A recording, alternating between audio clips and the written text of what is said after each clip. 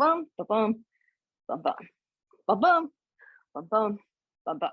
The quick breakdown is when you come down, instead of doing the circle here, you're back here, you're back there, and then you extend back behind. So back here, extend, back behind. Back here, extend. We're in counterclockwise. Behind the head, behind the arm, then sweep across the front. Behind the head, behind the arm, full extension across the front. Head, behind the arm, full extension, head, arm, full extension, head, arm, full extension. So then if you looked at your right hand, it would be head, full extension, then you come back up here.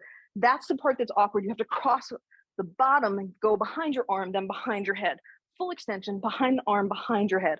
Full extension, behind your arm, behind the head. Full extension, behind your arm, behind your head.